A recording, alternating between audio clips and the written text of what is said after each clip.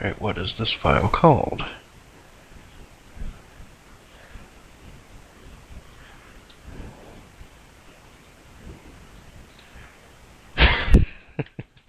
Anyway, Hillary Clinton had a proposal to change the healthcare system, and it included the individual mandate.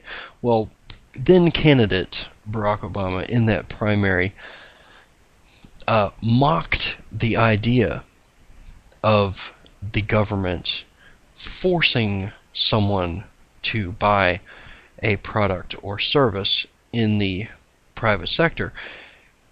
And the reason he did that was because, and he actually mentioned the reasoning behind that was because as a constitutional law professor,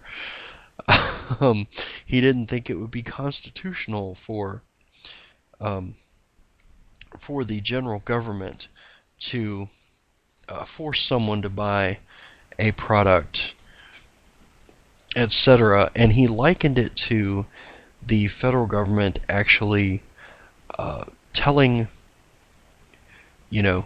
people that, well, since there is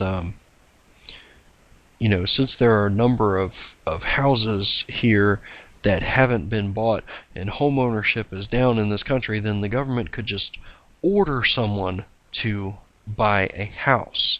No, that's what it was. That was his argument, that there were problems of homelessness in this country. So the government would be able to tell someone to buy a house because we can't have homeless people in this country. It was very very amusing, and he laughed, and the audience laughed as well. And I don't have that audio either, and even if I did, apparently it would take freaking forever to get it uploaded and ready to go. But be that as it may. So he ridiculed Hillary Clinton's idea of a government mandate on healthcare. And on top of that, again, he had absolutely no plan of what they were going to do with healthcare reform under his administration. But Harry Reid certainly did, and Nancy Pelosi was along for the ride because, it needed to be done, as the intro to this show says, with the clip from Nancy Pelosi there talking about, well, this will lead to more happiness and more liberty to pursue happiness. So this is fulfilling our founder's vision and yada yada on the floor of the House. And lucky for Nancy Pelosi, there's a provision in the Congress or in the Constitution where Congress critters cannot be held to account and liability criminally for what they say on the floor of the Congress of the United States, because, well, that statement was, for all intents and purposes, rather criminal. It was blatant deception on her part, intending to pull the wool over the eyes of all of the American people, as a matter of fact, by somehow claiming that healthcare monstrosity would have been anything that the founders would have even countenanced in their day, much less considered and passed. But I digress.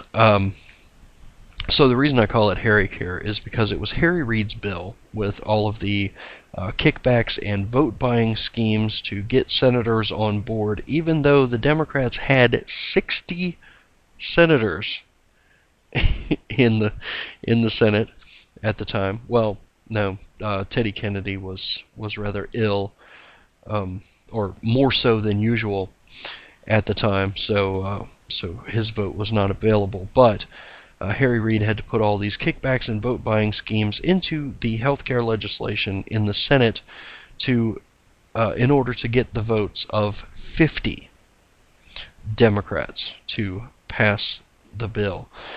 So I call it Harry Care for that reason, because it's his bill. He passed it, and it had all of the kickbacks. And that's the one, if you remember, that the House passed, and Nancy Pelosi said you have to pass it to find out what's in it. So they passed it, the president signed it, and then the House passed a revision to it, which the Senate passed as well and sent on to the president to remove those kickbacks from the bill, or at least most of them. But anyway, so there you have that. And also it has this odd homonym quality, Harry Care. Sounds a bit like Harry Carey. No, not the announcer. The phrase that is commonly used to refer to Japanese honor suicide.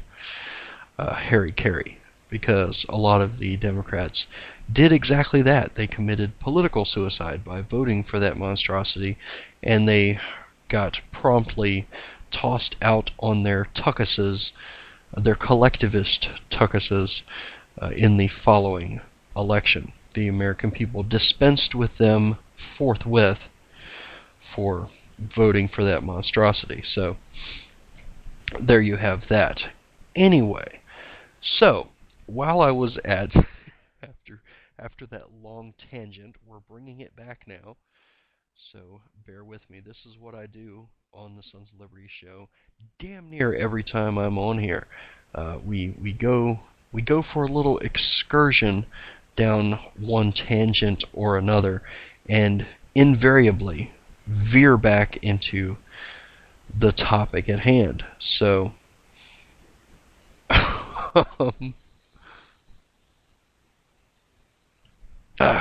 okay. So anyway, this file is still not ready to go, so I will continue with my little story here. Something you need to know about Harry Care as it becomes more and more set in stone, as it becomes more and more the law of the land, as the regulatory bureaucracy and all of its machinations and emanations and penumbras swings into high gear. More and more of these things will become apparent to you on a daily basis. Just how idiotic and controlling and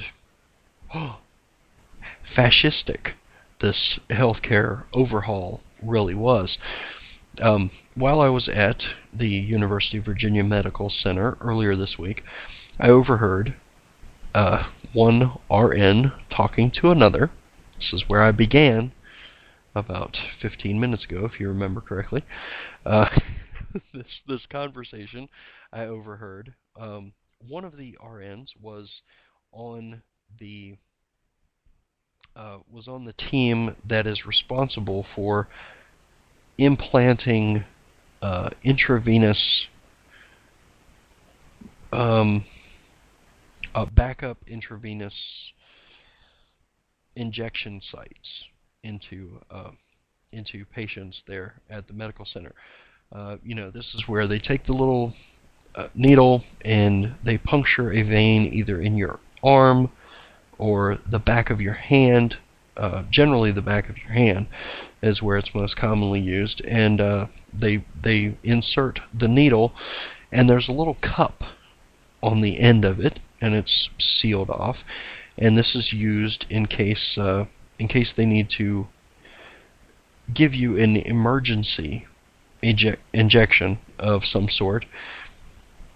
They can pop the little cup open there and put in whatever sort of drug they may need to resuscitate you, or bring up your blood sugar level, or any number of things, whatever may happen to you while you're under their care that needs to be corrected. They can do so through this little IV site.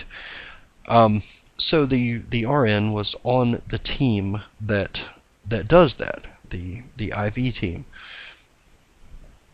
And she was saying in this conversation that during 2013, the University of Virginia Medical Center is going to slowly start phasing out slowly start phasing out the IV team.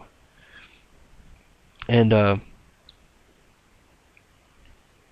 so while they're doing this, while they're in the process of phasing out this IV team, more and more RNs and attendings and residents are going to have to make sure that their patients have one of these IVs.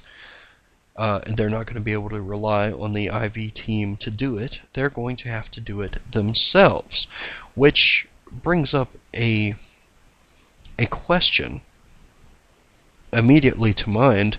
Well, if they're phasing out the intravenous team at the University of Virginia Medical Center, then would they not be taking similar actions at other institutions of high-quality medical care around the country? Well, yes. Yes, they will be.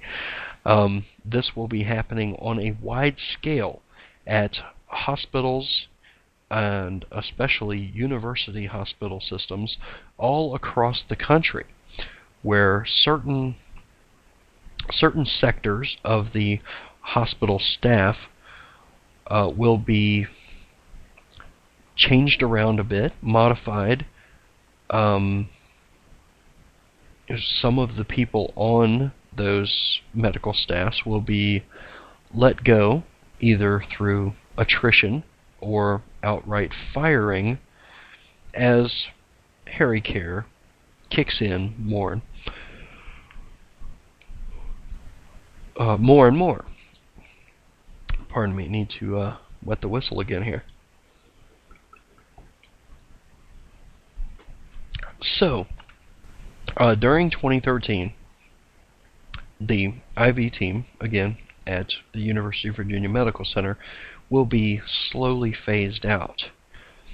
This will put more work and more paperwork, because every time you stick a needle into a patient for whatever purpose, even if it's only to put in an IV injection site that is never used, that no drug is ever injected into the patient, nevertheless, there is a needle inserted into the patient, and that requires at least 3 forms to be filled out by the RN who does so. Yes, government regulations, mountains of paperwork, and massive amounts of time on the part of medical staff across the country. But so for every IV team member that is let go or attritioned out of the system in 2013, there will be more paperwork and more time and more things that can go wrong placed on the plate of other medical practitioners at UVA. So, just wanted to bring that to your attention because it presented itself to me earlier this week. So you can ask around at your own local medical establishment and see what sort of changes are going to be in store there over the next year as Harry Care gets closer and closer to full implementation, and your chance of getting high quality and quick response medical care in this country, as your chance to experience those kinds of services dwindles and diminishes more and more, leading up to 2014, when the full implementation of Harry Care will be achieved. So, once again, we should all get down on our knees and give thanks that we have such masterminds, such high-minded people in our